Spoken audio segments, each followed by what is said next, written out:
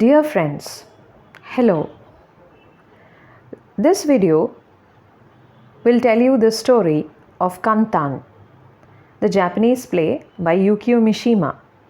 The story revolves around a magic pillow, a pillow that promises freedom from frustration, a pillow that provides enchanting experiences and also promises a kind of enlightenment. So when the play begins, we see no one on stage.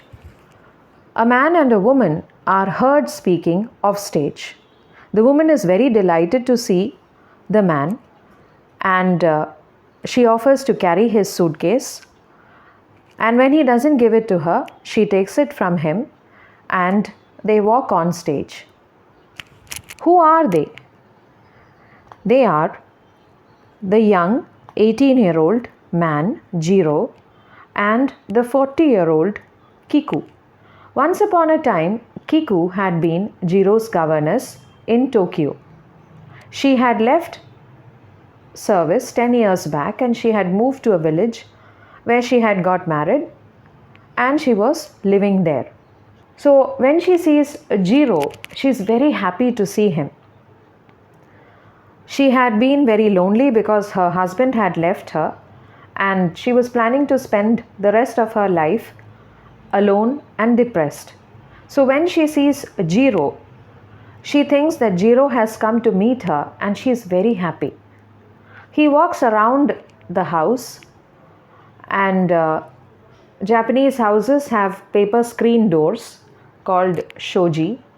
And when he walks into the room, he finds a number of paper hangings of flowers and birds suspended from the ceiling. And he's happy and he says, "This looks exactly like my room in Tokyo." Kiku tells him that she had modeled the room exactly like the one Jiro used to have in Tokyo. That was probably a very happy memory for her and she is cherishing that memory by retaining it in the same manner. And she says that she often changes the paper hangings once a month or so. And they keep on talking about various things and what comes across is that Jiro has heard of the magic pillow that Kiku has in her possession. And he finds that Kiku is lonely. Kiku has been left by her husband. And Kiku is very surprised when he talks about the magic pillow. Jiro tells her that he had met someone in Ginza and this person had told him about Kiku's magic pillow. So Kiku tells him that she had got the pillow from a place in China called Kantan. And the pillow had passed on from one generation to the next. And she herself was afraid to sleep on the pillow because all those who slept on the pillow, they disappeared the next day. They just walked away without turning back. And then Jiro gets up and he walks around the room and he moves the paper screen and he looks out onto a garden. The garden looks dark and depressing. There are no flowers, no fruits. And he remarks on it. He asks her, "Why is the garden looking so dull?" And she says that the garden is dead. It has been like that for a long time. And then Jiro remarks that probably the long time refers to the period of absence of her husband from her life. And Kiku, her loneliness comes through. Her sadness that she has been left alone comes through. And then Jiro asks her whether she herself had slept on the magic pillow. And Kiku says that she had used it as a defense mechanism. Whenever there was unwanted attention from men, she used this pillow as a defense mechanism. She used to offer the pillow to these people and they would sleep on it and the next day they wouldn't even turn back to look at Kiku. They would just walk away. They would disappear. So Jiro, whenever he speaks to Kiku, what is very striking about his attitude is his deep cynicism. He is very young but he comes across as very negative, rude, dispassionate, very uninterested in anything and nothing attracts him. He's not happy about anything. but he wants to sleep on the magic pillow. And Kiku asks him a number of questions. Kiku is very loving. She loves him, she cares about him, and she asks him about his studies. She asks him whether he had some disappointment in love. And he just laughingly remarks, it's not a healthy, happy kind of laughter, it's a cynical laughter. And he says that I've spent my time loafing at home. And she says that maybe you need something to freshen you up. So I'll cook some breakfast for you, and she lays out the bedding. But he is very persistent and he says that, show me the pillow, show me the magic pillow. Kiku is very hesitant to give the pillow to him because he has come to her unexpectedly and she wants him to be with her for some time at least. And she knows that as soon as he sleeps on the pillow, he would also leave her and walk away. She doesn't want Jiro to leave her. So she tells him, okay, you sleep on the pillow that I give you and you wake up, and when you walk away, please take me with you. Wherever you go, I also want to come with you. Jiro says that nothing is going to happen to me. The only purpose that I came here for is to sleep on the pillow and to prove that nothing is going to happen to me. Something may have happened to the others, but nothing is going to happen to me. I have to prove that. But Kiku is very hesitant, she is very worried, and there is a certain amount of anxiety in her mind. She asks him for a promise. She tells him, okay, you will sleep on the pillow, and when you wake up, when you walk away, you must take me with you. He doesn't make any promises. He says, hurry up, I'm very sleepy. Bring me the magic pillow. And she brings the magic pillow and he rests his head on it. He sleeps on it. And then what happens? There are a number of surreal sequences. In the first scene, what we saw on stage was the conversation between Jiro and Kiku. And then Jiro puts his head on the pillow and he goes to sleep. Then what happens? A very beautiful young woman appears on stage. This is after the song by the chorus, which talks about the magic pillow. And there is the appearance of beauty, and this woman, she says that, Jiro, we are going to be married in the future. And Jiro is not at all amused. His cynicism comes through even there. And then Beauty tells him, we are going to have a child. And in that sequence, what happens is Jiro manages to kill the baby in the cradle. And after that, dancing girls, half naked dancing girls, they appear on stage. They remark on his beauty. They tell him, you have such a wonderful forehead, broad forehead. And he says that, okay, why don't you sow seeds on my forehead, and when carrots or something comes up, you can pull out the carrots and the turnips and eat them.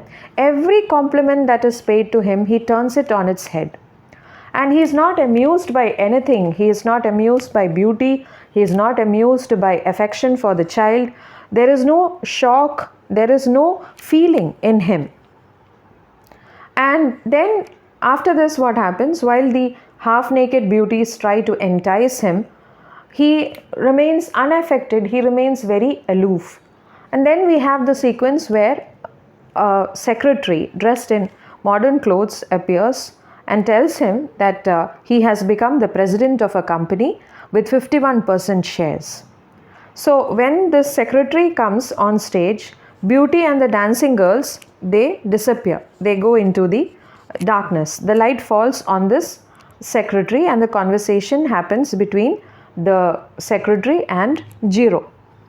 And we learn that Jiro is a very powerful man, a very rich man who owns a big company, and he is very influential. And then Jiro tells his secretary that he is planning to donate everything to the workers' union and for social work. So the secretary calls up, he informs the TV channels, he informs the newspapers that their master is going to sell off his shares, and then Jiro joins politics after donating all his wealth. And when he joins politics, then he becomes a dictator. he controls the army, he controls the people, he is all powerful. But he does not care about money, women, or fame. And there is this inner power circle of a few select people who control the power, who they don't control the power actually, they maintain his power. Because as the drama proceeds, we learn that most of the time he sleeps. Whenever somebody comes, some foreign dignitary comes to meet him, at that point of time, somehow or the other, he manages to wake up and convey the business, and then he goes back to sleep again. So, the small group of people, they manage the affairs of the nation. And finally, this group, they decide that he must die. And so they decide to poison him, because they feel that affairs cannot be run in this manner with a sleeping dictator any longer. So they decide that he should be poisoned, he should die, and then we can manage the situation. So they offer him a vial of poison, but something happens to Jiro and he refuses to take the poison. And he says that he is not going to take the poison, and he throws the vial on the ground. And this inner coterie, this inner circle, which includes a doctor, all of them, they ask him, why don't you want to die? Even when you are alive, you are not interested in living, you are not interested in anything, and you have been dying all the time that you are alive. So why don't you want to die? It is better, you take the poison and you die. But Jiro is very, very adamant. He is very insistent, and he says that I am not going to die. I won't drink the poison. Immediately what happens, after he throws the vial of poison, the scene changes and the stage changes from darkness to light.